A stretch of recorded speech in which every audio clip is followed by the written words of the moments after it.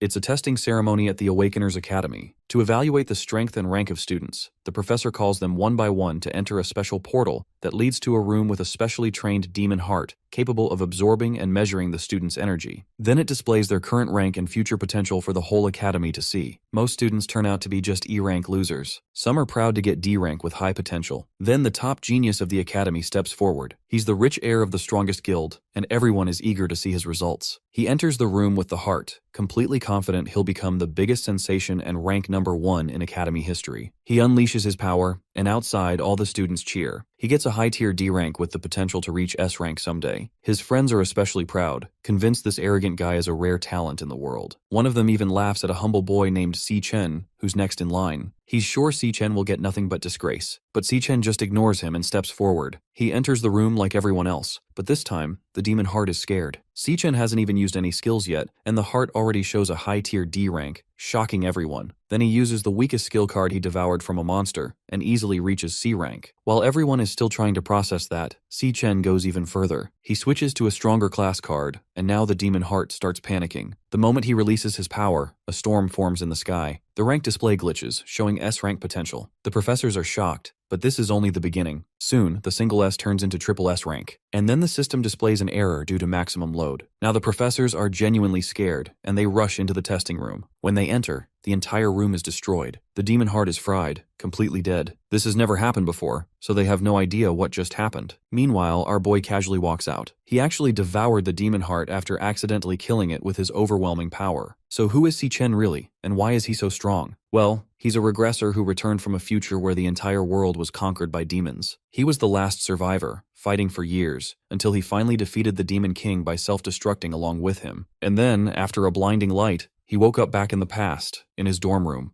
He feels confused and wonders if he has somehow reached the afterlife. But when he looks outside the window and sees people standing there, he slowly starts to realize what has happened. After a moment, it finally hits him that his wish has come true, and he has regressed back in time to his university days from 10 years ago. Just then, a strange hologram appears and informs Chen that the integration of the power of gluttony has been completed. As he keeps staring out of the window, he realizes that he now has 3 years left before the first Demon Lord Wrath descends. He remembers clearly that this Demon Lord was the one responsible for everything that followed. Wrath is the one who opens the gates of hell, and after that the other Demon Lords follow one after another into the human world. Our hero decides that he must find the place where Demon Lord Wrath will appear, and eliminate him before the gates can even be opened. Once he snaps out of his thoughts, Chen focuses on the interface floating beside him, and it now displays his stats clearly. Our hero wonders if this is some kind of game menu or system since he never had anything like this in his first life. Back then, he had only relied on his awakened power, something only 1 in 10,000 people got. The National Awakener University is meant to recruit such potential awakeners,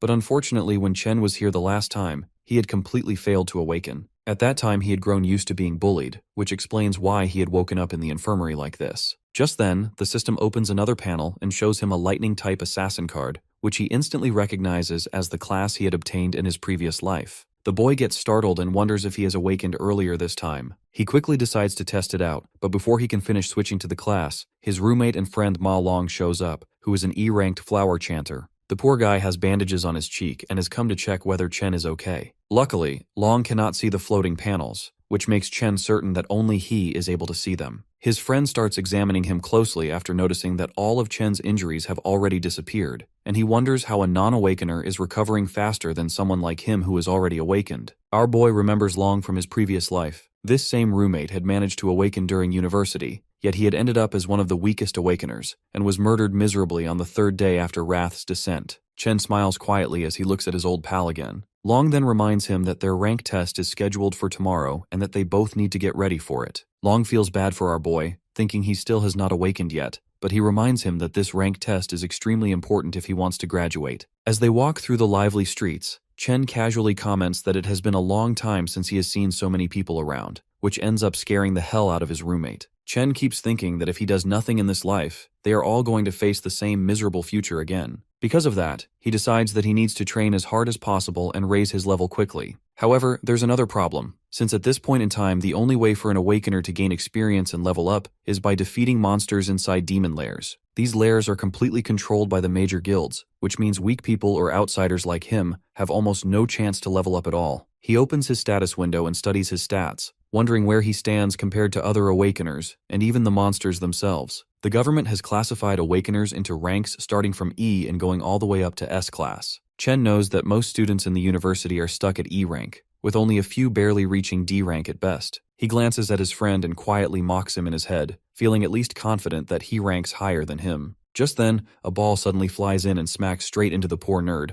knocking off his glasses and sending them shattering. It turns out they have once again run into the bully Gong Chung and his lackeys, the same guys who beat them up just the day before. Chung smirks and asks the nerd why he did not bring him crates of drinks when he already knew he was paying here. Long quickly apologizes and is about to go buy the drinks with his own money, but Chen steps in and stops him, saying that the one who should be apologizing here is actually Chung. The moment he sees the bully again, Chen is pulled back into the painful memories from his past. Back then they used to try and drown him in sink water, and instead of feeling any guilt, they would say they were just forcing him to awaken. That day they only stopped when Chen finally passed out. Long had rushed to check on him at that time, but the moment Chung heard Chen say anything, he came back just to hurt him even more. Now back in the present, Chen has made up his mind to teach these bullies a proper lesson. After hearing Chen speak up, Chung and his lackeys start moving in again, clearly ready to shut him up for good. Our hero looks straight at Chung, knowing well that this guy only picks on the weak because his older brother is a big shot as the student council president. As the bully steps closer, the students around them begin to gather, already feeling pity for Chen as they expect him to get beaten up again. When Chung reaches him, he asks once more what Chen had just said, but Chen calmly repeats that he should stop bothering them from now on. Hearing this, Chung loses his temper and immediately throws a punch at him. This time though, Chen raises his fist and blocks the attack with ease, even pushing the bully back. Everyone around them is left shocked because as far as they know Chen has not even awakened, yet he just stopped a strong attack like it was nothing. Chung grows even more furious and rushes in again, while Chen calmly prepares himself and switches his class to Electric Assassin. Long stands there stunned, while Chung activates his indestructible demon armor and charges forward with a heavy strike. Before he can even get close, Chen dashes in first and smashes him away with a lightning-charged punch. Everyone around cannot believe their eyes as the so-called weakling Chen sends the school bully flying with a single punch. Even after getting beaten this badly, Chung refuses to calm down and shouts at his minions to step in and take revenge for him. Meanwhile, his lackeys are already shaken after seeing what Chen just did.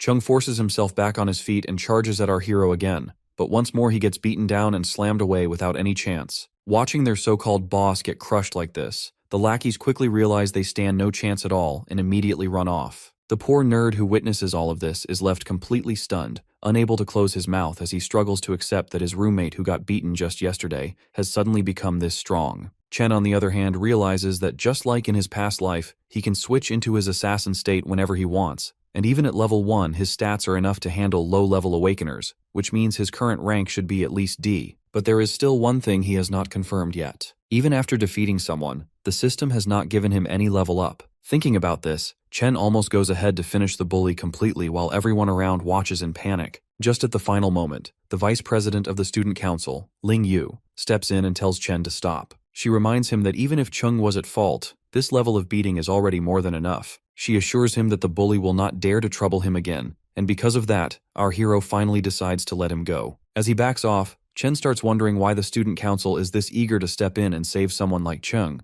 even though he was merely putting up an act and didn't actually mean to murder him. He knows that people like these bullies need to be punished properly, otherwise they will keep targeting anyone weaker than them again and again. Chen then walks away with his roommate, while the bully's lackeys watch him from a distance, hiding and talking among themselves that they should never even think about provoking Chen again. That night, while Long tries to tell the other roommates how Chen has awakened into a ridiculously strong lightning assassin, none of them take his words seriously. Long keeps explaining how their once weak friend managed to beat Chung so badly, but Xiang Zuo, who is an E-ranked nucleus mage, treats it like a joke. Zuo questions that if Chen has really become such a big shot, then why is he still running around training like this? He argues that if someone is a real awakener, they would not need to rely on such basic physical training anymore. Hearing this, the gamer roommate Xiang Yu comments that from what he is hearing, it sounds like Long must have taken a serious hit to the head. Zuo continues going on, saying that the four of them are placed in this dorm because they are the weakest at the bottom, and no matter what they do, that fact is not going to change. He further claims that he himself is the strongest among the four, while Long and Yu are just support chanters. He flexes a little while telling himself there is no way Chen could have become a lightning assassin. He feels more confident than ever, and hopes that he might even rank up during the final test before their graduation tomorrow. Meanwhile, the student council president Gong Ting walks out after finishing a training session in an E-ranked demon lair along with Ling Yu.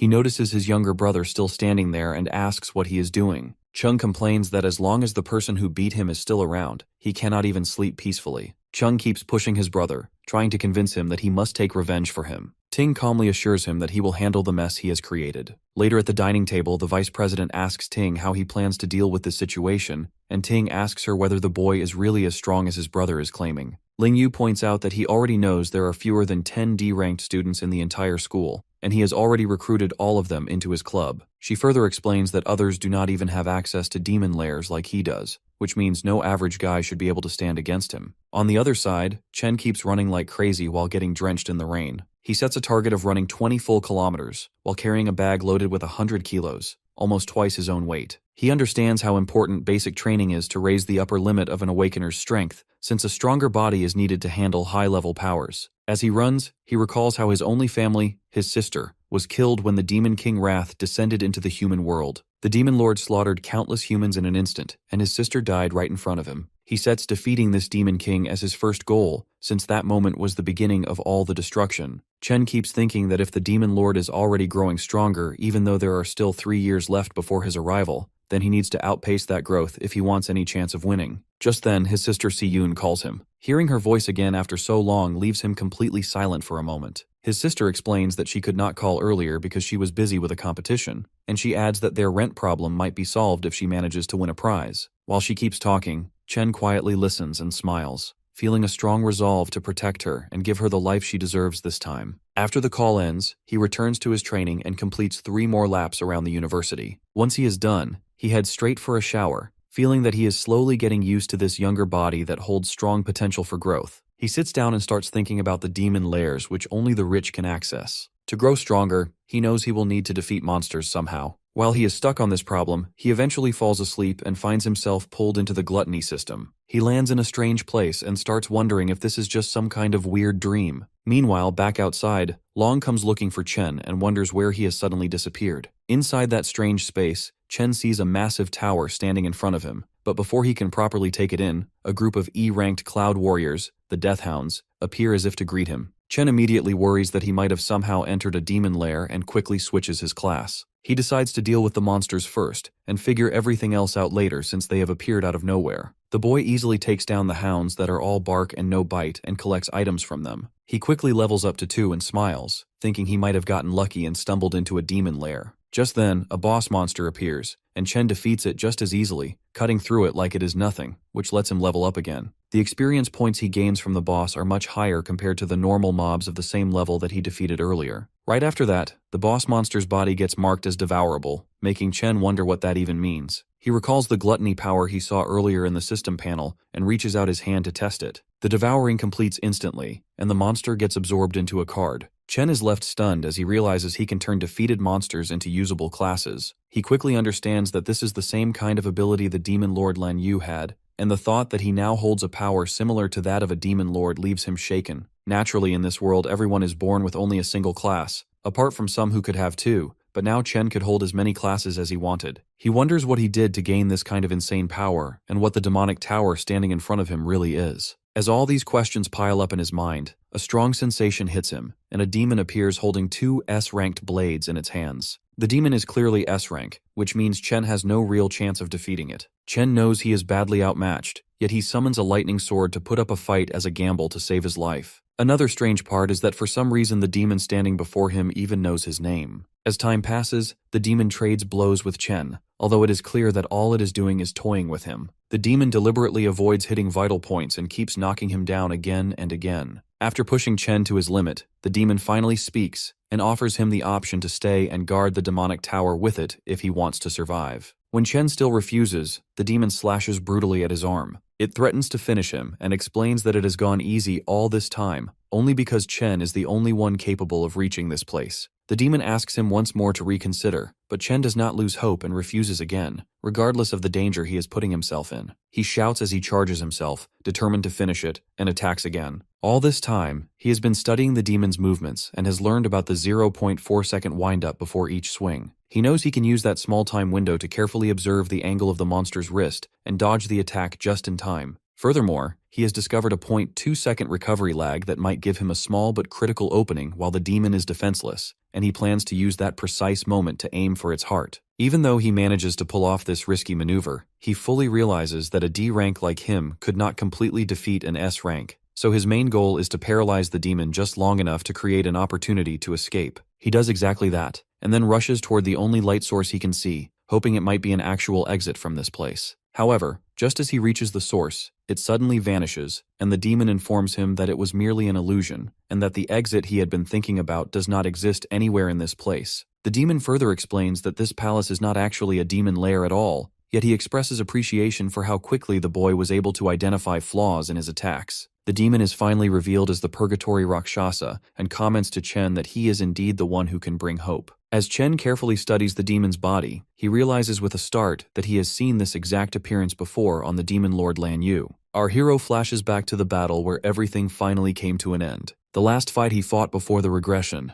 his opponent was no ordinary demon. During their clash, the creature first transformed into a dragon, then repeatedly switched its class into other terrifying high-tier monsters. It wielded scorching magma, poisonous vines, and lightning even more powerful than his own. Out of all those transformations, however, the one that truly caught his attention was the form that looked exactly like the demon standing before him now. A chilling realization strikes him. Every single transformation must have been part of Demon King Lan Yu's ability. Since that power rests within him, the demon he sees right now is simply the power of gluttony absorbed inside his body. His sharp deduction genuinely impresses the demon. It calmly states that he truly is worthy of inheriting the power that exists within this entire dimension. Chen frowns, confused about what it means by everything in the dimension. Suddenly, a golden void key materializes in the demon's hand. It is the only way for someone to enter and leave the giant tower behind him. The demon explains that Demon King Lan Yu devoured an uncountable number of powerful monsters. Guarding the tower that seals the most indomitable among them was its sacred duty. Yet now, it chooses to hand that very key over to him. Rakshasa wishes for him to devour those demons, grow stronger, and carry out the mission in its place. Perplexed, Chen asks why a demon would ever help a human. In response, the creature reveals that even within the demon realm, there are righteous beings and vile ones. One such monster slaughtered its entire clan purely for amusement, like a twisted massacre done for entertainment. Since that day, it has waited for a chance to take revenge on that evil bastard. Now, it believes it has found the one capable of granting that wish. It tells our boy that someone was right about him being their best hope for vengeance. Chen immediately asks who that person is. The demon only replies that all answers await inside the tower, speaking in a cryptic tone like some ancient sage. With its final words, it offers up all of its remaining energy to him. In return, the demon informs him that he must rise to become the strongest human walking the planet. It will not be an easy task to devour every single one of those ferocious beasts lurking inside the tower. Against him, each of those cunning creatures will still be a tremendous challenge to overcome. The demon delivers its final warning, declaring that only someone with an unyielding hunger to grow stronger deserves Purgatory Rakshasa's power. That is the motivation required to slaughter every demon king in existence. With that, his body compresses into a blazing sphere of energy for Chen to consume. He immediately shoots up 8 levels and acquires 2 of Rakshasa's swords.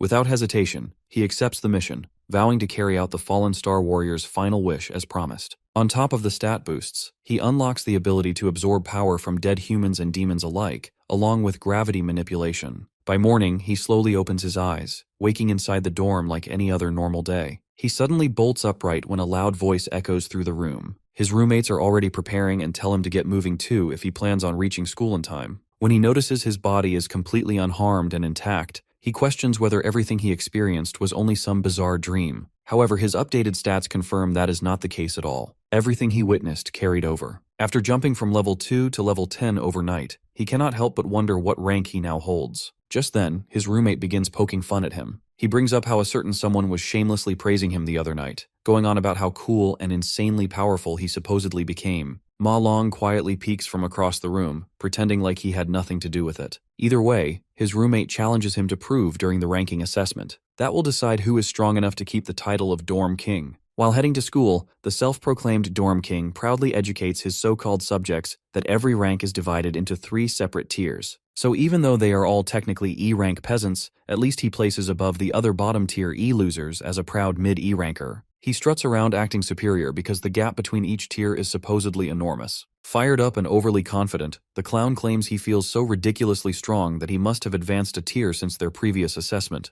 Annoyed as hell, Ma Long tells our boy to stop playing around and go all out, and at least secure a D rank today. That way, the Dorm King might finally shut his non-stop mouth for once. Soon enough, the boys arrive at school, where everyone is anxiously gathered for the ranking ceremony. The bullies stroll in like they own the entire campus, trashing anyone who dares to look at them the wrong way. Even the dorm king's smug grin disappears like his father did, the second he sees them. But just like him, the bullies nearly lose their nerve too. Out of nowhere, they start bowing respectfully to Big Brother Chen without hesitation. His roommates slowly begin to realize that maybe everything Ma Long said was not complete nonsense after all. Our boy ignores the clowns and simply minds his own business. Then, a new challenger decides to step in front of him. The guy who acts as the school police, student council officer Jian, offers him a very polite warning. Apparently, the student council president personally sent him to discipline the idiot who dared raise a hand against his precious little brother. All of Chen's friends immediately scatter and go into hiding. They are terrified of Jian, the enforcer who handles all the dirty work for the student council president. His roommates cannot figure out why the D-rank monster is suddenly targeting our boy like this. He steps right into Chen's personal space. The president's loyal lapdog boasts that his keen sense of smell lets him judge exactly how strong someone is. And right now, all he can smell from him is a pathetic, weak loser. Amused by the insult, our boy flames him back without hesitation. Gene completely loses his mind the moment he gets called a dog.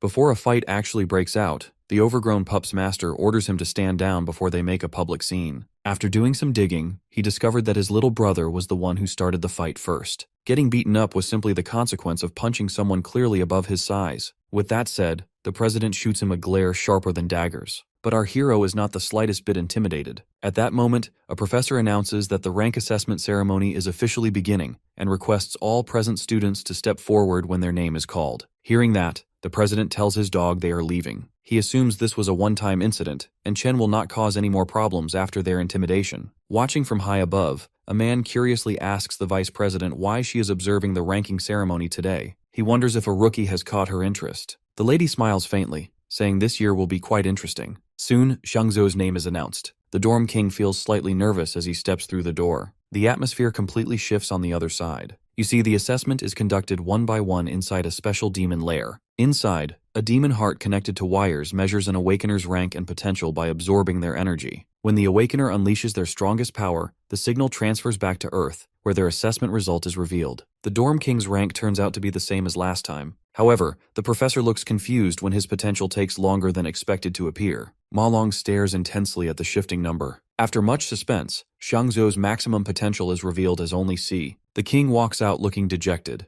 realizing all the progress he thought he made was just in his head. His roommates try to comfort him, saying they are all in the same boat anyway, stuck in E rank with the potential to reach C rank at best. A few moments later, the president's lapdog walks out proudly. He is still lower D rank, but he has the potential to reach A. Chen's roommates begin to lose all hope, since they have seen nearly 10 students reach D rank already. Even the professors are stunned that so many students have reached grade D already. It is rare for students who cannot gain real combat experience to break out of E rank. Excited, they call up the next student, the president who carries everyone's expectations on his shoulders. All eyes turn toward Gong Ting, the student who is already a guildmaster, as he walks onto the stage. Our boy stays calm, however, and patiently waits for the results. Everyone in the academy knows that Gong Ting was only lower D rank 2 years ago. The historical record for the highest grade in the academy was middle D rank, so people wonder if the president will finally raise the bar. Inside the demon lair, the demon heart's eyes slowly open in his presence. The president cannot unleash everything he has. However, he carries a burning desire to go out with a bang at the graduation ceremony, carving his name into the history books as number 1.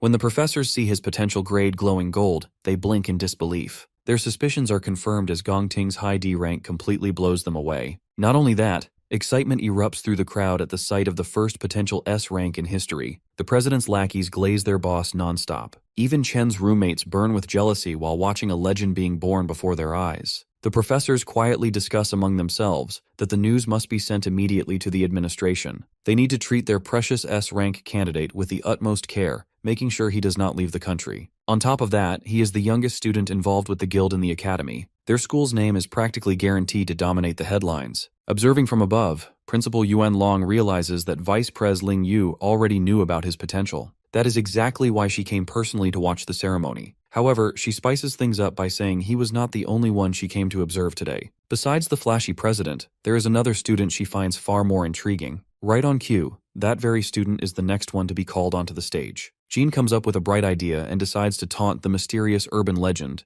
as he urges him not to turn out as another E-rank trash just like his roommates. He says they will become a laughingstock if that ends up happening, and it should count as a disgrace for them to even appear at such a prestigious event in the first place. Long backs up his friend and boldly claims that he will knock everybody's socks off. The crowd stares in pure anticipation as Chen finally enters the demon lair. The demon heart instantly senses intense pressure as Chen approaches, and our hero recalls that the best way for an awakener to secure a solid future is to join a high-ranking guild. He knows that the only path to that goal lies in strong performance during the graduation combat assessment, where candidates must choose members of their liking to form a squad of 10 people. The squad that takes first place receives direct recruitment into the nation's top-tier Imperial Guild, so the purpose of this test stands very clear to everyone watching. Jean begins recruitment and introduces another low-tier D rank to his boss, while he proudly claims that their party now stands fully complete. He explains that they already have all the D ranks along with the president's brother on their team, so there is no possible way for them to lose first place at all. Chen understands that strong students will eventually gather to form the strongest party, while the weakest will also group together in the same way, which creates a brutal environment of survival of the fittest, where weak links get cast out and eliminated without hesitation. After some time passes, Long starts to feel anxious about why the screen shows no change at all, and the crowd quickly assumes that Chen must be so weak that the system fails to even register his presence properly. Chen then convinces Ting that the remaining students are nothing but trash, so they should just leave without wasting more time here. However, right as they prepare to leave, the screen suddenly flickers and reveals a high D rank label, which sends the entire crowd into chaos, while shock spreads across their faces. The president, along with the student council, also reacts in disbelief at this unexpected result.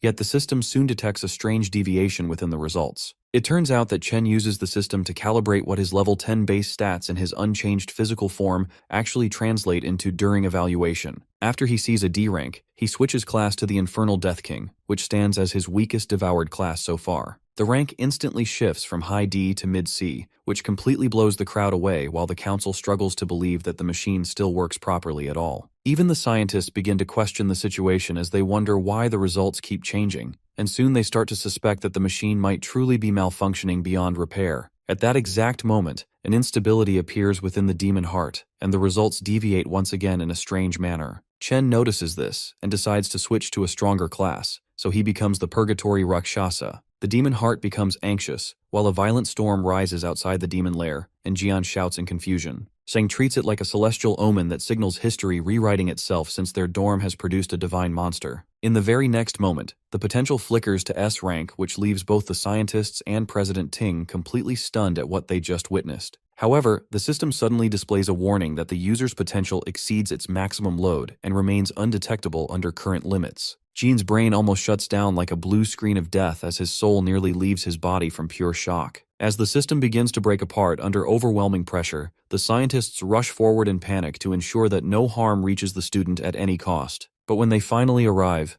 they freeze in disbelief as they find a shriveled raisin sitting where the demon heart once existed, since it burned out completely from extreme overuse. It becomes clear that Chen may have scared it a little too much, yet he still ends up devouring it and gains the ability to view anyone's rank while also receiving warnings about potential dangers nearby. He walks out of the demon lair and feels pleasantly surprised as every person's rank appears before him, but then he quickly notices that the president has hidden his true potential as well and turns out to be nothing more than a mediocre C rank at best. The scientists walk out in an awkward manner and inform everyone that the demon heart has suffered a heart attack due to extreme strain, so they must suspend further testing for now. They label Chen's stats as a probable error and announce that a full report will go to the higher authorities for review. The remaining students receive instructions to return the next day for their assessment, since a new device will be arranged for testing by then, without further issues. On the way back, Chen's roommates start to hype him up and treat him like an absolute gigachad after what he just pulled off in front of everyone. Jean clearly fails to handle the jealousy and calls Chen a fraud, while he demands compensation for breaking the machine and wasting the council's time like a sore loser. Just as Chen reaches his patience limit and prepares to fry the guy on the spot, Ting steps in and calls Jian out immediately. The president warns him not to disrespect their teammate, which shocks Jian on the spot,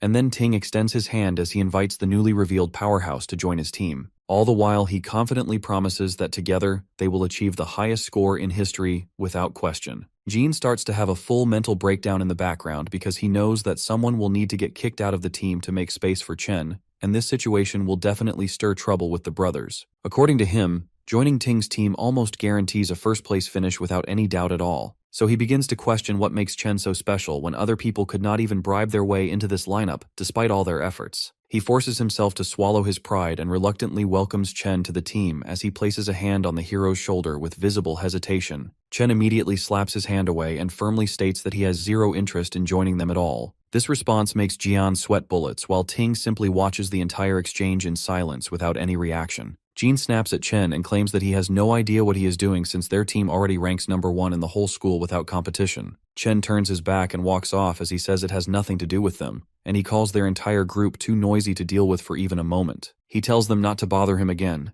and Jian starts to boil with anger and pure contempt right after that humiliating dismissal. The entire school quickly begins to gossip about Chen's refusal, and most assume that he plans to take first place all for himself after that mid-tier C rank reveal. The whole school now gets a perfect show to enjoy as drama starts to unfold in real time. Meanwhile, Chen's roommates fully enjoy the look of complete humiliation that spreads across Jian and Ting's faces after that public rejection without mercy. The president calmly tells Jian not to worry if Chen has his own plans, while he keeps his composure intact. At the same time, the principal, who had been watching the whole ordeal, lets out a deep sigh of disappointment since the boys refused to team up as he originally hoped. He wanted them to cooperate and break a new school record together, but Ling insists that the situation becomes far more interesting this way instead. She explains that Ting grew up with a silver spoon in his mouth, so this kind of refusal will register as a direct declaration of war in his mind without any doubt. She reminds the principal that their president is not someone easy to deal with under any circumstances once his pride takes a hit like this. Jean continues to complain and claims that Chen has an inflated ego just because of a test error that showed a C rank,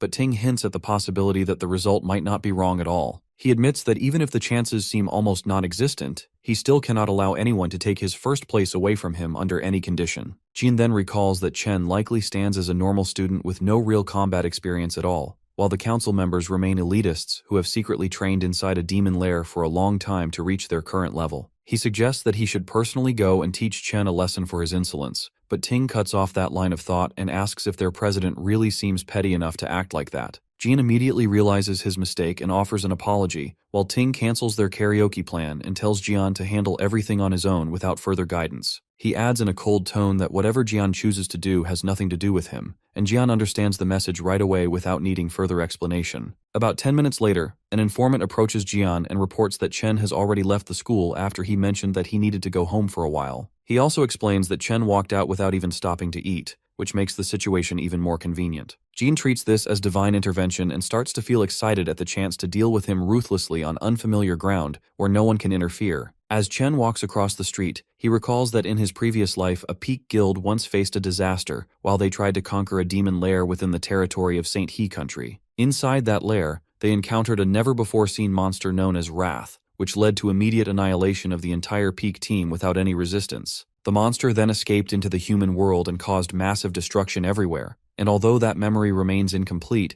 Chen stays determined and forms a plan to locate that same demon lair in this life. To begin this plan, Chen needs a large amount of money, so he heads toward the Mithril Monster Exchange Center without any hesitation. He recalls that this exchange center under the Mithril Guild later becomes the largest material trading hub in the entire country in the future timeline. In this world, the strength of an awakener gets judged based on the quality of equipment and weapons they possess, and the exchange acts as a crucial link for buying and selling such items. However, for Chen, this place simply serves as a quick and easy method to earn some money for now, before he moves on with his bigger goals. So he walks right in and presents a few fangs to the broker, who examines them with intense scrutiny and clear suspicion. He asks how a student like him managed to obtain such an item, so Chen calmly explains that it dropped from a monster he defeated earlier. The broker reacts with surprise and claims he has never seen such an item before, but his assistant steps in and explains that the fangs come from E-class monsters called Beast Sangson. She recalls that records mention these fangs can craft an E-grade cloud-type scepter, or they can be ground into powder for various uses. The arrogant broker cuts her off and drops the fang back on the table as he claims that an E-grade item has very limited value anyway. He begins to brag that their exchange operates as a VIP system, where they deal only with awakeners who have identity and high status in society. He states that he only handles D-grade items and above, and uses that as justification for not recognizing such a low-tier E-grade item at all. In his mind, he complains about the lack of high-grade customers lately, and sees no benefit in dealing with someone low-tier since it will not help his promotion chances. He calls the whole situation a nuisance, and tosses the responsibility toward his assistant Lee without another thought as he steps aside. She politely hands Chen an envelope of cash and asks if he requires help with anything else beyond this transaction.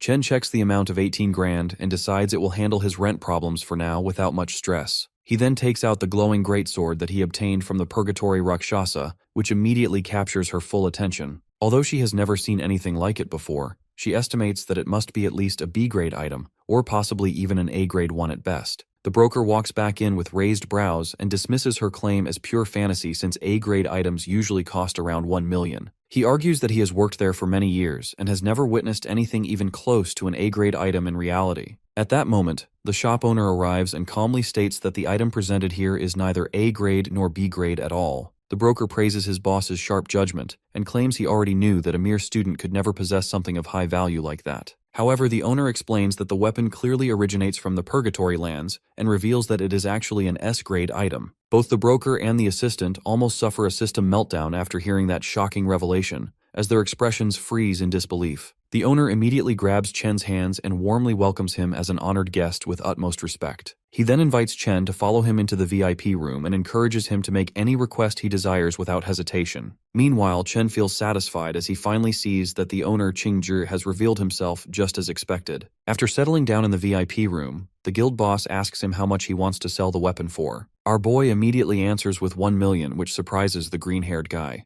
The boss tells him it could fetch at least tens of millions, since it is extremely valuable. However, Chen tells him that he simply wishes to use the great sword as collateral for a $1 million loan for a month. That makes the man even more flabbergasted, as he realizes our boy is extremely smart and wonders who exactly he is. Chen continues, saying he will pay the capital amount in 30 days and the additional interest the month after. Before answering, the guild boss tells the girl to step outside so the grown-ups can discuss business. After the coast is clear, the man states that he knows Chen is from the National Awakener University, whose seniors are about to graduate. He continues, saying that he knows the graduation test will take place in 30 days and that the reward will be 1 million. The guy then directly asks our hero if he is completely sure he will ace that test. The guild boss then pulls out his Sherlock side and realizes that Chen is in dire need of money and would not be here unless it was his last option. In the end, he declares that he will lend him 1.5 million immediately, with absolutely no interest. Putting his hand forward, he smiles and says that this will be the start of a beautiful friendship. Chen is left speechless by the display, and the man even reassures him that he will not let a single word leak out from this room. He simply asks that in return, our boy should come to this guild whenever he wants to trade something else. Chen thinks to himself that this man managed to figure everything out so easily, yet still did not try to scam him. He now understands why the guild boss becomes a big shot in the future. Our boy then shakes his hand while thinking that he needs strong allies if he ever wants to defeat the Demon Lord. A few moments later, the contract is completed, and the money is sent to his account instantly. The guild boss then asks if he needs to borrow a weapon for the tournament since he just gave his away. Even though he does not have any S-rank gear, he still has plenty of high-quality A-rank equipment to choose from. Chen tells him not to worry, then simply summons the other greatsword he obtained earlier, leaving the guild members completely blown away. With that, our boy takes his leave, while the guild boss immediately promotes the pink-haired girl to supervisor for securing such a high-level client. Before Chen leaves, he realizes that he forgot to buy something and turns back toward the counter. A few hours later, he is now standing in front of a bus stop. He recalls that in his previous life, he struggled a lot to get to the top and people treated him like trash. He worked endless shifts just to make ends meet, and the two siblings had to live almost like homeless people to make it through each month. Yun managed to get into her dream university back then, but she gave it up and told herself the campus was too far from her dear brother. But in reality, she was afraid of putting more financial burden on him. Coming back to the present, he wonders why she has not shown up yet and starts looking around. Just then, a voice calls out to him, calling him stupid for searching near the entrance instead of the exit. Pulling along her huge suitcase, she tells him they are broke again because the rent drained everything. However, our boy just stands there in complete shock, since it has been 7 years since he last saw her. She tells him to help her with her stuff. Getting no response, she waves her hand in front of him, trying to snap him out of it. At that moment, Chen suddenly rushes forward and hugs her tightly, catching her by surprise. After a few awkward moments, she uses the forbidden poking technique to break free from his grip while she lectures him for nearly suffocating her. She tells him he has been acting pretty sus lately and wonders if his crush has finally rejected him, but he brushes it off. The two then start walking while she continues to yap about her exams. Even so, Chen feels more than happy to listen to everything, telling himself he will never let anything happen to her in this life. Meanwhile, in an alleyway, a few thugs wait around for something. After confirming that our hero will pass through here, Jian tells his goons to stay low until their target shows up, then ambush him together. Getting a crazy smile on his face, he tells himself that he will definitely punish the guy for what he did. One of the thugs asks him if they would get in trouble if the situation escalates from here. The Cloud Assassin tells him that he initially wanted to teach that guy a lesson,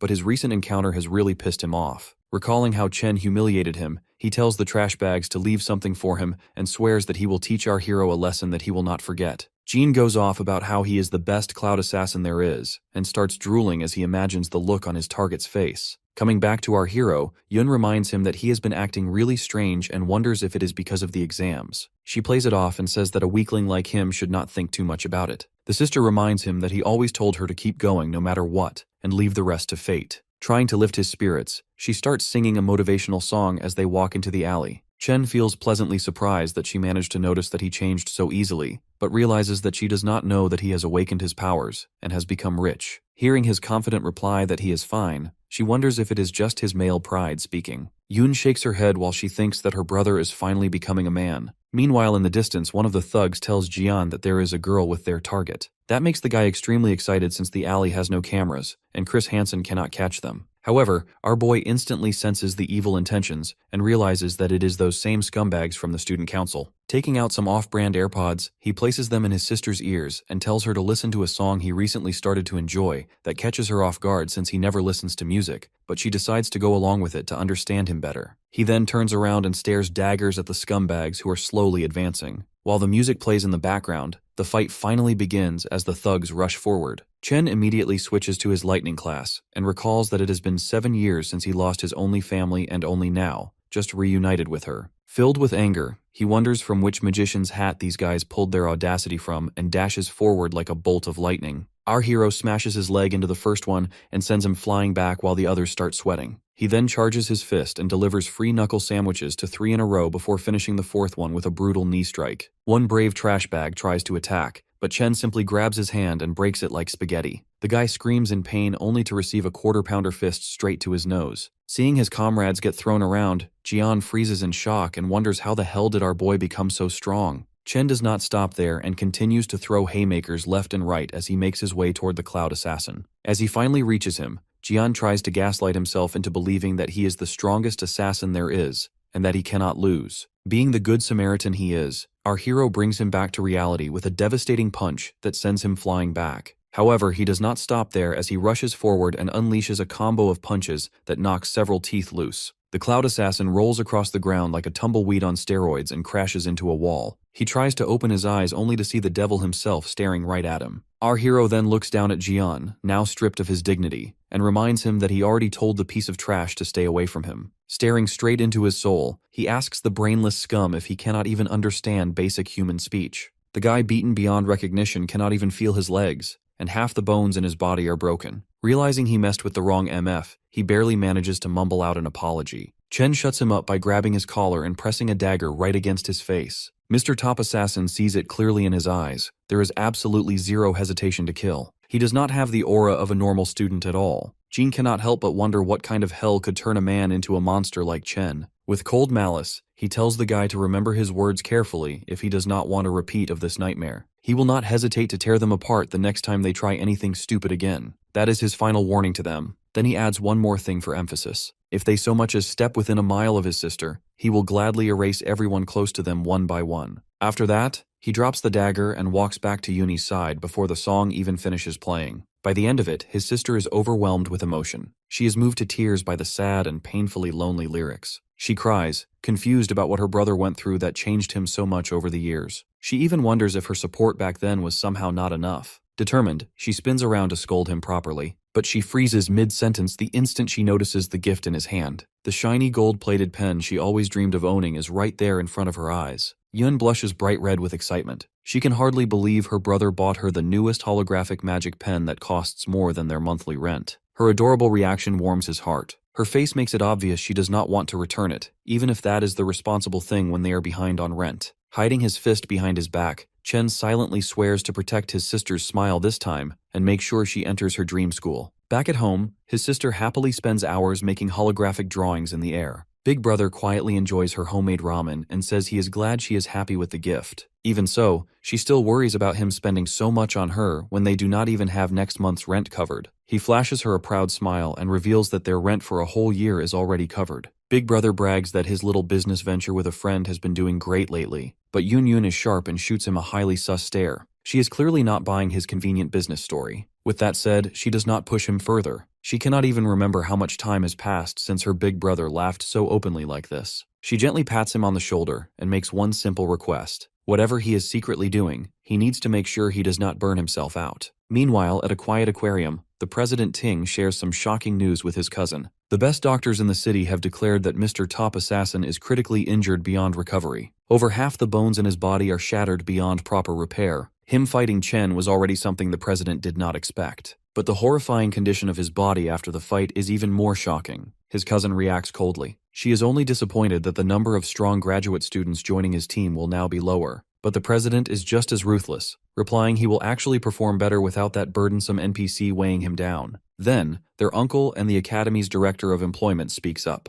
Gongxuan calmly delivers his report on our hero's recent move. His detailed investigation regarding the chaos from the ranking ceremony has finally arrived. There is no doubt about the results, and Chen truly ranks higher than the student council president. That revelation catches the former top student completely off guard. The man then offers him a serious word of advice, saying his father personally requested a vice chairman of the alliance to evaluate his combat exam performance, so he must ensure he shines the brightest among them all. In case he somehow fails to do so, the director proposes an alternative solution. The green-haired girl who is his uncle's favorite niece will help his team secure first place overall. But the council president flatly refuses the offer without hesitation. He claims he did not even display his true strength during the assessment. President Ting is more than confident in his overwhelming superiority and assures them he will dominate the entire academy alone. Back at the academy dorms, our boy washes off after finishing his daily 100-mile run with weights in his backpack. He is completely locked in on one goal, and that is winning the $1 million prize in the upcoming graduation exam.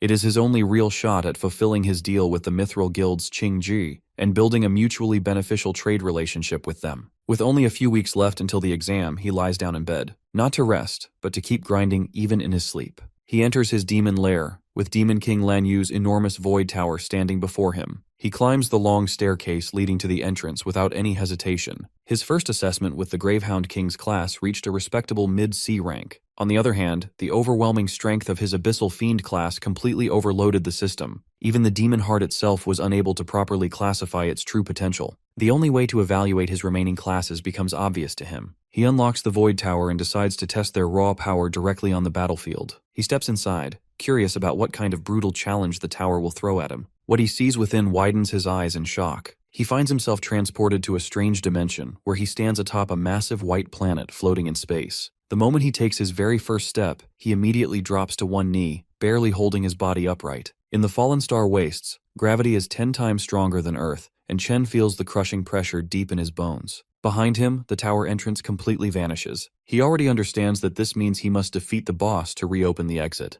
Before any lethal beasts can ambush him, he needs to adapt and overcome quickly. However, a phantom lion prowling nearby for prey does not seem willing to grant him that luxury. Left with no other choice, Chen switches to his lightning class instantly. The lion lunges straight at him, yet he narrowly dodges and drives a precise stab into its shoulder. The beast roars in fury, but the strike proves ineffective since it misses any vital point. He quickly realizes his attacks are just as sluggish and imprecise as his current ability to even move properly. The phantom lion easily pins him to the ground and goes to bite into him like a taco, showing just how well these monsters have adapted to the extreme gravity. He lets the lion nibble at his arm for a moment, then quickly switches his class to the Abyssal Fiend. The change instantly provides a different type of stat boost. In exchange for some speed, he gains significant strength and stamina, which are crucial for close combat situations like this. His class change slams the aggressive puppy down and immediately flips the fight in his favor. Rakshasa's ability to manipulate gravity proves invaluable. On a planet with 10 Gs, a 3-time multiplier hits with brutal force. In that instant, the lion roars furiously, but Chen shows no mercy, crushing the phantom lion into the planet's surface. Afterwards, he sprawls out across the floor to catch his breath. Gluttony surprises him with a well-deserved level-up notification. It is then explained that every class receives a star rating. The number of stars indicates how much the stats change when switching to that class. Purgatory Rakshasa has the most stars of all his available classes. Despite that advantage, he just fought for his life against a B-rank Phantom Lion in this class. It becomes clear he has a long way to go before reaching its potential triple S rank. Next, he is annoyed to see that Gluttony does not even give him the option to devour the creature. This monster was also clearly not the floor boss, since an exit should appear once he defeats the actual boss. Just then, a massive door opens behind him. Dozens of glowing eyes peer out from the darkness. Reality hits him like a truck. All the effort it took to defeat a single Phantom Lion is nothing compared to what is coming next. Countless B-rank monsters pour out of the door, clawing and mauling him from every direction. Only now does he fully understand what Rakshasa warned him about. The demon said there are ruthless beasts within the tower, and that his path would be paved with endless pain and suffering. But the demon also instructed him to endure everything, to adapt and grow stronger. Soon, Chen jolts awake from his sleep, feeling as if he just survived the worst nightmare of his life. Everyone else in the room remains deep in sleep, completely unaware that he just experienced the agony of having his flesh torn apart by monsters. Our hero finally realizes that the Purgatory's Void Tower is not some shortcut to instant leveling. He is only at the very start of a long, grueling, and painful journey. Weeks pass by until it is finally time for the Academy's graduation exam. Many VIPs are there to observe the promising new batch of students. New minimum requirements are also announced for team composition, where at least one high E-rank student must be included in each party. The moment for forming teams arrives, and it is declared that all students can now see each other's ranks. This allows everyone to quickly decide who to recruit for their party. The students are arranged in order of rank, from the highest to the lowest. But Ma Long immediately notices something odd. Chen himself is confused to see his name sitting all the way at the very bottom. All eyes turn to him as the others wonder how a near-grade C awakener could possibly be at the lowest spot in the class. The jealous students immediately start talking trash, confident that his high rank was a fault in the assessment. Still, even they cannot deny that his strength is real, and having him on their team would definitely boost their scores. Council President Ting remains silent as murmurs circulate about the fool who must be regretting his choice to reject the president's kind offer. The man behind this scheme is his own uncle Gong Xuan. The bastard assumed no one would invite our boy to their party after seeing him ranked at the very bottom. His evil plan was simple. If Chen can't even qualify, he will not get a shot at beating the president's party. Moving back to just a few hours ago, the entire classroom practically begs President Ting to let them join his team. They try their best to suck up to him, but Chung shuts them down and says that they can only add one more person. Coming back to the present, all the other students form their own teams, leaving only the weakest dorm behind. Long states that they tried asking everyone but no one wants to join them. Since they only have 4 people right now, they cannot take part in the graduation test. He then rants that it is extremely suspicious that Chen's score was moved to the lowest rank, which makes him unfit to even take part. Since the selection criteria require at least one high-level E rank, it feels like their group was targeted on purpose. The graduation test is the only way students can showcase their talent and get scouted by high-level guilds. In the final test, the number of participants determines how many monsters the group will face, so there is no advantage in numbers. That is why no one wants anything to do with the weaklings, since that would only add an extra burden.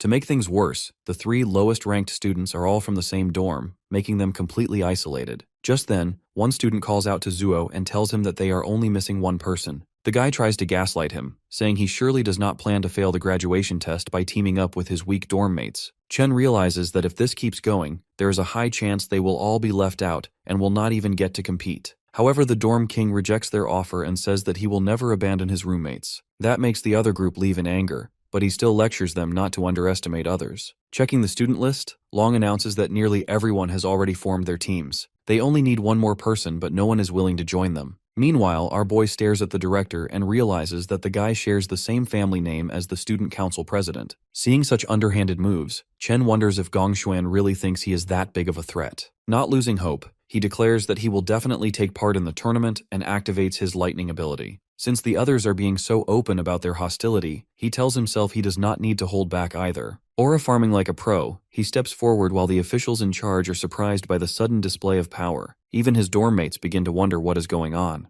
Our hero recalls that all Awakener schools have a special custom. To create a competitive environment, students can challenge anyone at any time. Even though it may look like showing off, this is a way to display one's strength and get recognized. In situations like this, many people would refuse to fight in the first place. However, he knows that the student council president will not back down, so as long as he defeats the blonde, everyone will want to team up with him. Just then, a girl appears at the door and calls out to our hero, asking if he still needs someone on his team. She continues and says that she also wants to take part in this year's graduation test. The vice president adds that she reached D rank back in middle school, so she will not disappoint him. His dorm mates start going crazy, wondering how he even managed to get such a beautiful girl on his side. Chung and Ting both look confused, wondering what is happening, while the director nearly chokes on his water. The students start gossiping and wonder why an exchange student wants to join the worst-ranked team in this test. No one truly knows who she is, but there is a rumor that she comes from the Saint Kingdom. The director nearly busts a fuse and tells her that exchange students cannot participate in the school's graduation test. He goes on to say that Ling never took any ranked tests here.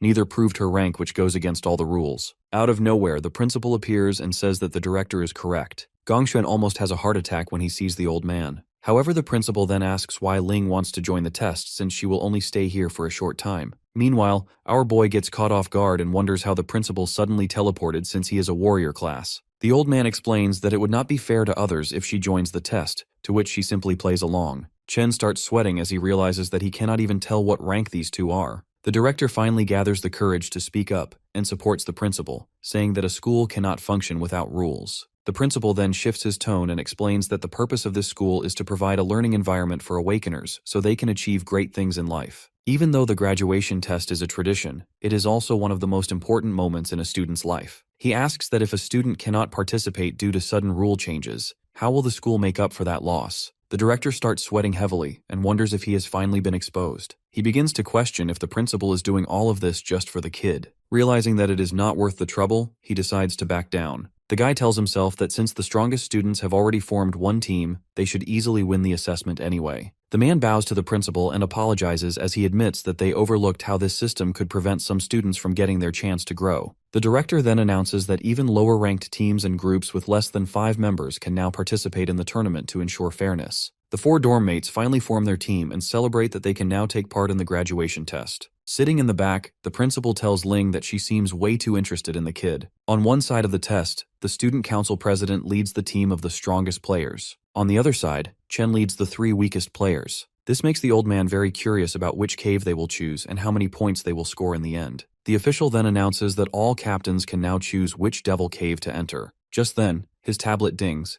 catching him off guard since one captain has already made a choice. Everyone starts losing their minds when they see which cave Chen selected. His dorm mates also panic and tell him to quickly change his mind, asking if he even understands what he just did. However, our boy remains silent as he continues to stare at the screen. During the graduation test, groups of students enter a devil's cave and earn points for defeating monsters. Defeating monster lords and short completion time each give separate points, and the dungeon's difficulty determines how many times the total is multiplied. An F-rank dungeon can give up to 75 points, while an E-rank dungeon can give a maximum of 100 points. The team that gets the highest score gets scouted by the Imperial Guild, and the top player receives a reward of 1 million yuan. Coming back to the selection room, the students discuss that the highest score in history was 90 points, which the current leader of the Imperial Guild achieved. Even clearing an E-rank dungeon requires at least 3 solid D-rank fighters on the team. This year, Ting's team might actually be able to surpass that record. The display then dings and informs everyone that someone has already chosen a devil's cave. The guy gets shocked when he sees that our boy has chosen a D-rank dungeon.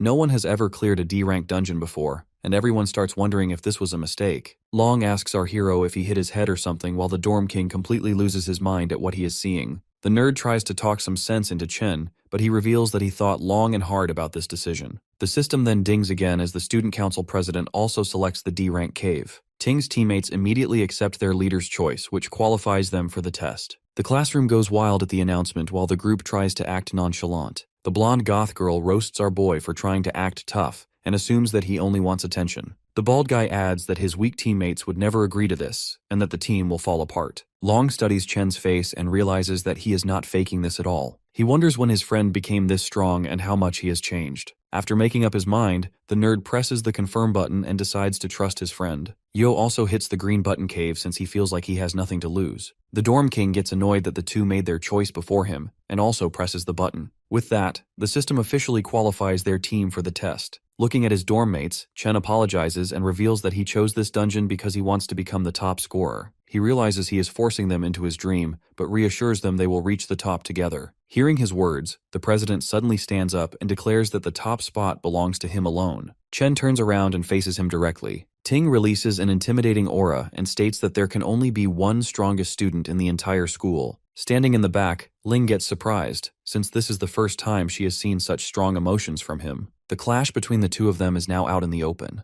The principal feels proud that the students are so fearless, but Ling feels uneasy that our boy chose a D-rank cave, which even a C-rank cannot clear alone. Even though a student can earn 150 points from a D-rank cave, the difficulty is far too high. On top of that, his teammates are not well suited for it either. The principal adds that they only have about a month left, and it will not be possible for them to improve enough in such a short time. Even so, he still hopes for the best. The story then moves forward 2 weeks to the training grounds where everyone lies exhausted on the ground. Long asks why they are doing physical training while everyone else is using simulation training. Chen made them go through all kinds of exercises, which left them extremely frustrated. Our hero explains that simulation training is of no actual help at all. When someone enters a devil cave for the first time, their mind goes blank, and the only thing that saves them are their instincts. All this training is meant to improve their physical strength so they can move faster and react better. The best training would be to enter a real dungeon and gain experience, but commoners like them can only dream of that. Only the elites get such opportunities, and they were never ordinary people to begin with. Even then, those elites will do everything they can to make sure commoners never catch up so they can stay on top.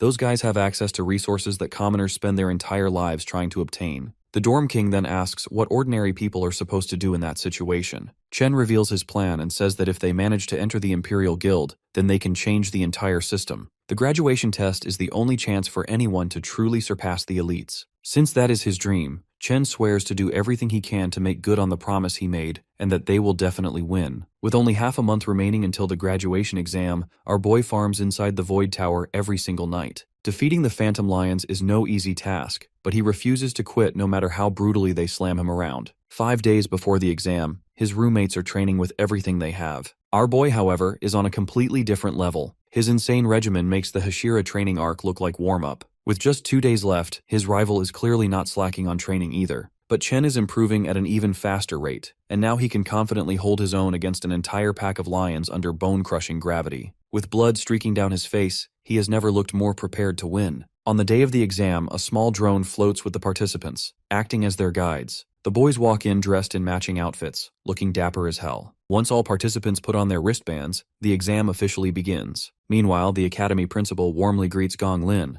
The sharp-looking man is President Ting's father, who co-founded the Imperial Guild. The students cannot stop staring when they see the Imperial Guild co-leader, gawking at him like he is an exotic animal from the zoo. Their curiosity peaks when they see the guild co-founder and principal welcome a sleek white limo. A red-haired gentleman, Carl Cavendish, calmly steps out of the vehicle. The students freak out, because anyone would recognize the World Guild Alliance's vice-chairman. Someone of his status would never normally appear anywhere near this neighborhood. Inside a VIP room, the director briefs the honored guests that a total of 23 teams are taking on F-rank demon lairs. Some groups selected grade E lairs, while only 2 teams boldly chose D-rank lairs. The Alliance Secretary Sigrid looks genuinely surprised that students would make such a reckless decision. Normally, even a D-rank party would carefully prepare before attempting a grade D lair. She questions whether the academy truly considered the students' safety. Hearing that concern, the director calmly clarifies that the students fully understand what they signed up for. He made it very clear that Awakeners with 0 real combat experience typically struggle even against F-rank monsters. But the real threat lies in the lair's boss, which far outclasses the weaker mobs by several levels. Many teams ultimately fail at the end, unable to overcome the boss monster. However, things are completely different inside E-rank lairs. Even the most basic monsters there possess strength equal to an F-rank boss.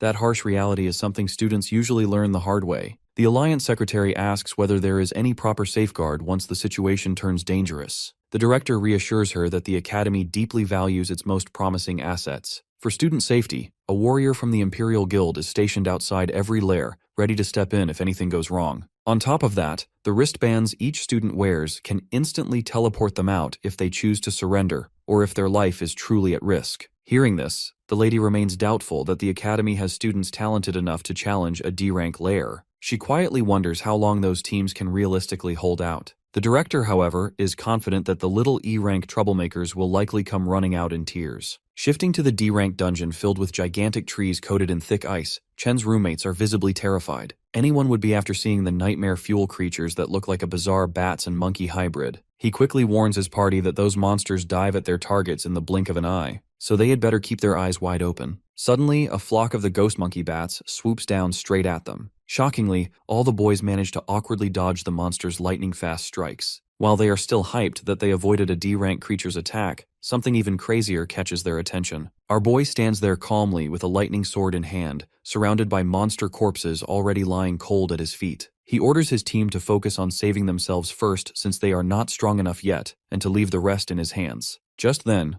another ghost monkey bat lunges at them with supersonic speed, but they barely manage to dodge it in the nick of time. Shangzhou suddenly realizes that our hero had actually been pushing them to train their reflexes and explosive speed so they could survive against demons like this. Zhu grits his teeth, knowing he had been calling himself the Dorm King all this time. Yet now His Majesty has no choice but to rely on his random roommate. In the meantime, Chen completely wipes out the remaining ghost monkeys. They dive toward him in waves, but the Giga Chad slices them down before they can even process that they got disconnected from the server. The Dorm King mumbles to himself that he always heard from Ma Long that Chen was strong, but this is the first time he has witnessed it himself. To him, Chen does not look like a mere graduate student at all, but more like a battle-hardened soldier. As the slaughter continues, the ex-Dorm King feels jealousy creeping in over our hero's rising reputation. Out of nowhere, another monster appears behind the group, and he barely manages to block its strike. He grabs the creature's leg with his flaming hands and shouts at his teammates. He yells at them to stop acting like dead weight and get it together. Chen is not the only one whose graduation is on the line. The others stare at him, surprised by his sudden determination. Inspired by the Dorm King's stubborn will, Shangzhou casts his Flora Chant, Vine Lock, and successfully entangles the monkey bat.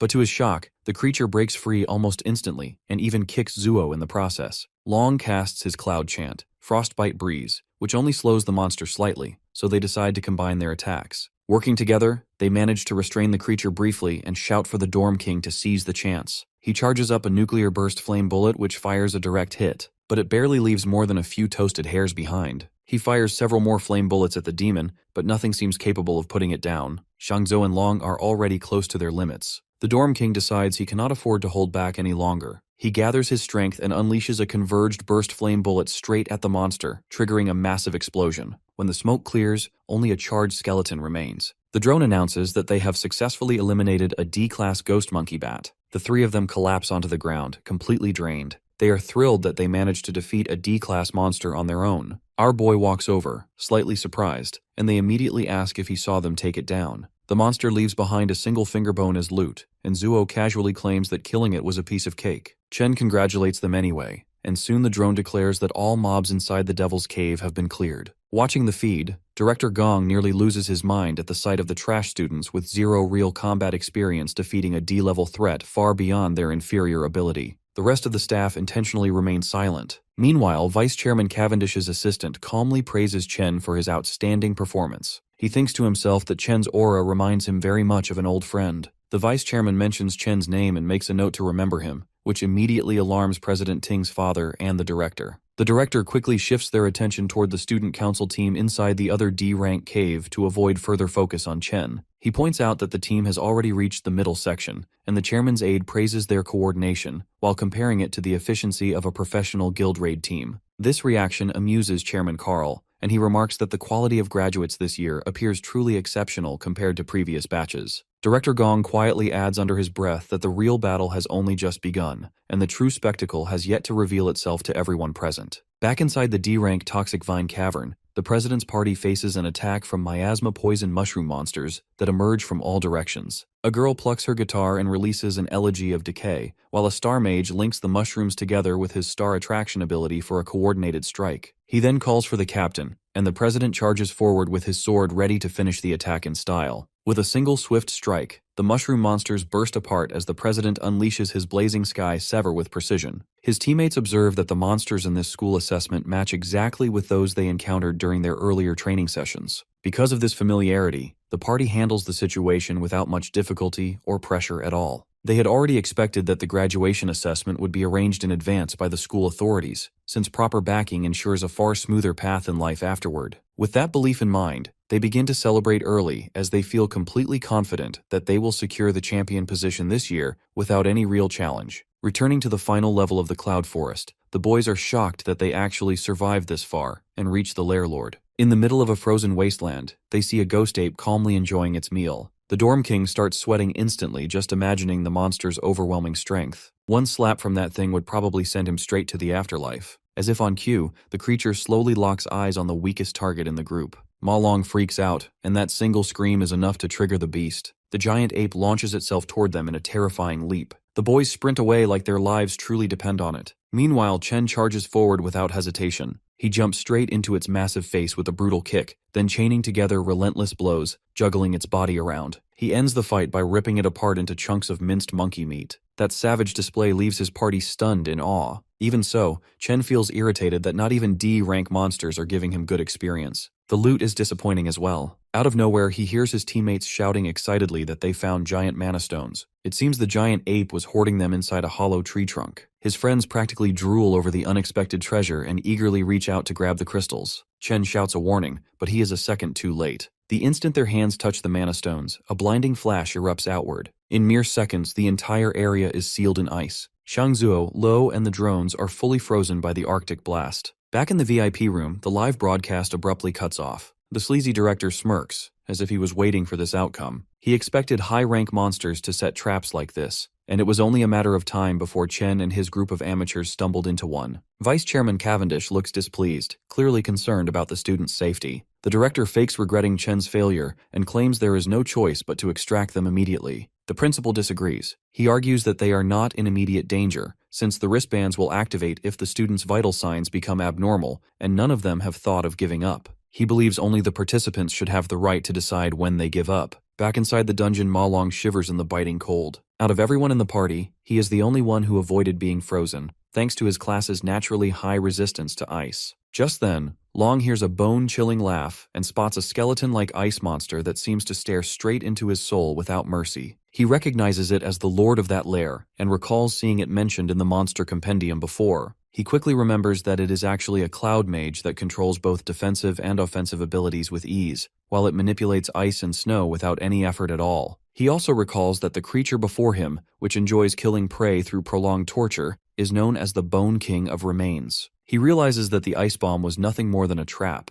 so he turns around and runs without hesitation to save himself. Long understands very well that he cannot handle a C-class lord monster like this on his own under any circumstance. He rushes toward Chen in an attempt to free him, but an ice attack strikes his leg before he can even reach his target in time. The Bone King laughs at his misery, while his bracelet sends out a warning signal that informs him his leg has been completely pierced through. It offers him the option to abandon the exam, but Long refuses to give up hope and still tries to thaw Chen out before they lose their only advantage. At that moment, another ice shard shoots through his arm, which stops him from freeing Chen despite his desperate effort. The Bone King enjoys Long's suffering as it watches him endure unbearable pain, while his bracelet issues another warning about severe damage. It detects that his arm has also been pierced through and notes that his heart rate has risen to a dangerous level, then offers him the option to abandon the exam once again, but the kid slips into a flashback instead. He recalls that throughout his life, he always ran away from problems the moment hardship appeared, and that habit left him behind every single time without exception. He remembers how people ignored him, bullied him, and laughed at him,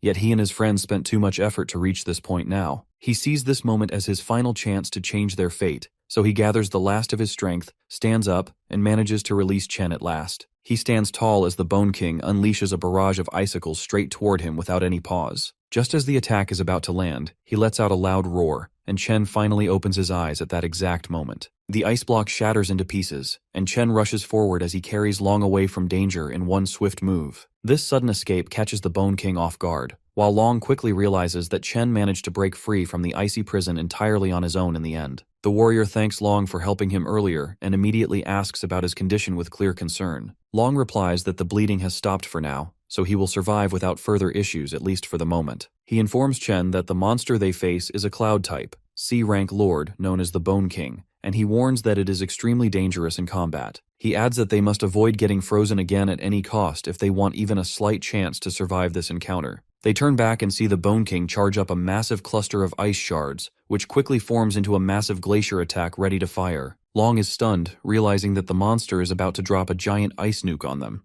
and in the next instant the bomb crashes down and covers everything in blinding white. The monster begins to laugh, but the sound suddenly stops when it notices that both of them still stand alive after that devastating attack. Chen switches his class to the Doomflame King and activates a Cloud Warrior Frost Body, which grants him complete immunity to cold damage. The transformation also boosts all his resistance stats within cold environments, which turns the battlefield into his advantage instead. The Bone King lets out a horrified shriek, and even Long feels confused as he watches his friend, who was supposed to be a Volt Assassin, turn into a Cloud-type warrior instead. He questions whether Chen might be one of those rare prodigies who can awaken 2 different classes at once without restriction. Chen simply apologizes for misjudging the situation earlier and admits that he dragged his friends into a dangerous fight because of that mistake, so he switches class again into an abyssal fiend. He then pulls out his Purgatory Warrior sword and faces the Bone King with full intent to end the fight right there. His best buddy's jaw drops wide open at that sight. Normally, all Awakeners are born with a single class they can specialize in, but among them exists an ultra-rare chance that someone possesses 2 classes simultaneously. These dual classers are so scarce you could count them on one hand. That kind of exclusivity turns them into treasures every major guild desperately wants. However, that alone isn't what shocked him. He watched closely and realized that Chen is not using 1, not 2, but 3 completely different classes. On top of that, each of those classes are in a league of its own.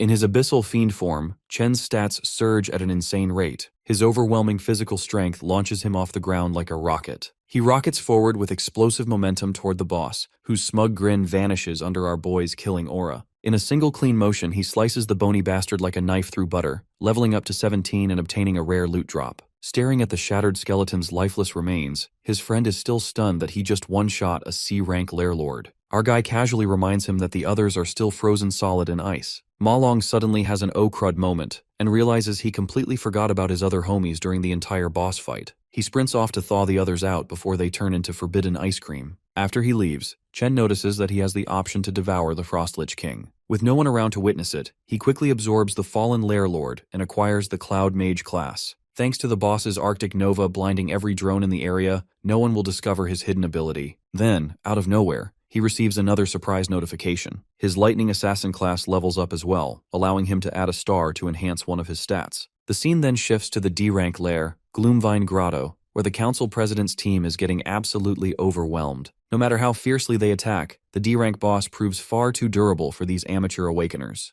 The mage restraining the monster's movements with chains is already on the verge of collapse, and the lightning archer's arrows feel more like a light massage than real damage to the lair lord. They get tossed around like cheap action figures in a Happy Meal toy box. The humiliation makes them question whether all those combat simulations were completely pointless. They have never faced anything even close to this level of power. The mage quickly realizes that the president is their only real hope of defeating the boss. Far in the backline, the president makes a dramatic pose. He charges his ultimate skill while being buffed by the support mages. With enough energy finally gathered, he launches himself at the boss with his blazing sword. The blade pierces straight through its core and erupts into a storm of flames that melt it from the inside out. His teammates erupt in cheers, celebrating the rise of a legend whose name will supposedly enter the history books. The drone announces that their team has cleared a grade D lair in just over 30 minutes. Completely fired up, his party is convinced they bagged first place. No other team could possibly beat that time. They exit the lair eagerly, expecting to see their names shining proudly at the very top of the rankings. Soon, they walk through the hallways filled with students who surrendered and teleported out early. Most of them look utterly traumatized, still haunted by the demons they encountered for the first time. The president's lackey happens to spot our boy and his squad sitting off to the side as well. One glance at his exhausted group makes it clear.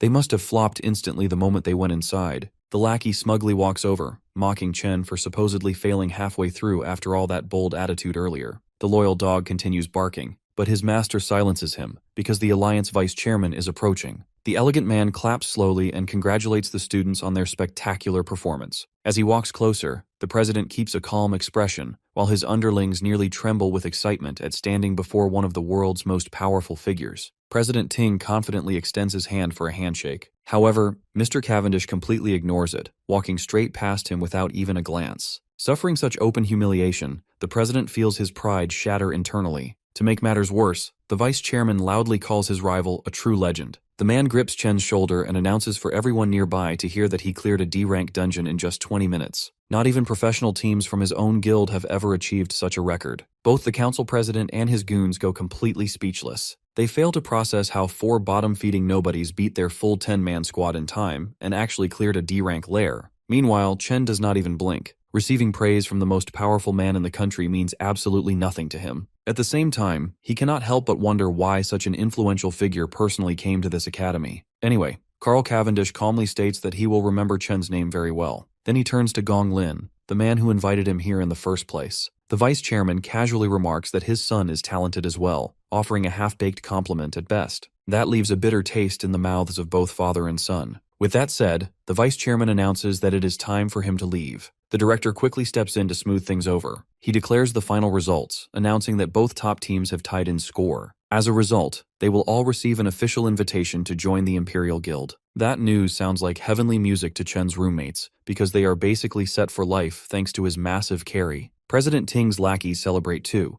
but the man himself is far from pleased with this outcome. Then the director adds that the captains will receive management roles within the guild for their leadership, and the $1 million cash prize will be split evenly between them. Hearing that, both team leaders are visibly surprised. Chen quietly worries that $500,000 will not be enough to settle his debt. He needs to figure out another way to earn the remaining amount and fulfill his promise to the Mithril Exchange Guild. But that concern may not matter, because President Ting openly refuses to accept a tie. He boldly declares that a 1 versus 1 duel will determine the true winner. There can only be one champion. That sudden challenge is so shocking that it draws the attention of the director and even the vice chairman. Alarmed by his nephew's reckless move, the director urgently tries to persuade him to accept the current outcome instead. The old man explains that a tie is already the best possible outcome, especially after his earlier humiliation. He remains calm, assuming our boy will reject such a pointless duel. But my guy immediately accepts the challenge, on the condition that the winner takes the entire $1 million prize. That spicy twist is wild enough to make the vice chairman pause and cancel his departure. With that settled, Chen steps forward to face him directly, ready to settle the score once and for all.